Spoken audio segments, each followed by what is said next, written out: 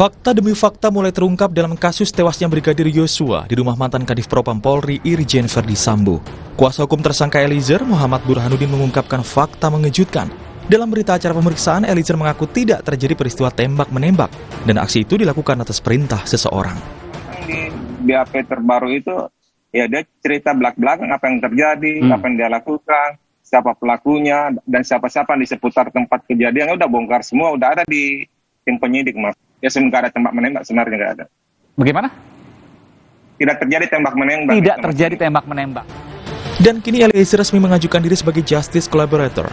Pasalnya sebelumnya ia mendapatkan tekanan berupa pembuatan skenario pembunuhan Yosua, sehingga skenario sebelumnya bukanlah kejadian sebenarnya. Pertama, jadi begini, beliau ini tadinya kan memang mengalami banyak tekanan-tekanan batin ya, tekanan mental karena masalah-masalah terdahulu dan mungkin karena perintah-perintah masa lalu. Sehingga dia terkontaminated di apa? Perintah pikiran. seperti apa, Pak Deoli, Pak yang dimaksud? Ya, ini Dari yang siapa? masih pro justisia, Pak. Ketika masuk ke perintah, apa perintahnya itu adalah wilayah penyidikan. Jadi saya nggak bisa menyampaikan di publik sekarang ini.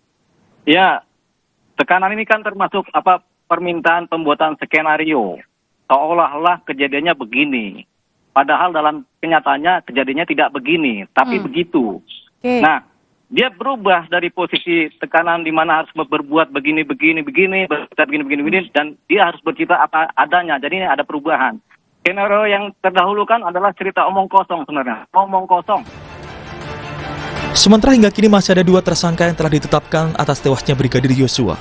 Yang terbaru, ajudan dari Irjen Verdi Sambo, Brigadir Ricky Rizal, dan sebelumnya Barada Eliezer. Namun keduanya ditetapkan dengan pasal yang berbeda. Barada Eliezer dijerat dengan pasal 338 KUHP yang berbunyi barang siapa dengan sengaja menghilangkan jiwa orang lain dihukum karena makar mati dengan hukuman penjara selama-lamanya 15 tahun. Sementara Brigadir Ricky Rizal dijerat pasal 340 KUHP yang berbunyi barang siapa sengaja dan dengan rencana lebih dahulu merampas nyawa orang lain diancam karena pembunuhan dengan rencana dengan pidana mati atau pidana penjara seumur hidup atau selama waktu tertentu paling lama 20 tahun. Temuan fakta baru diharapkan banyak pihak untuk mengungkap kejadian pembunuhan Brigadir Yosua secara terang benderang. Lalu siapakah yang menjadi dalang pembunuhan Brigadir Yosua dan apa motifnya? Tim Liputan Kompas TV.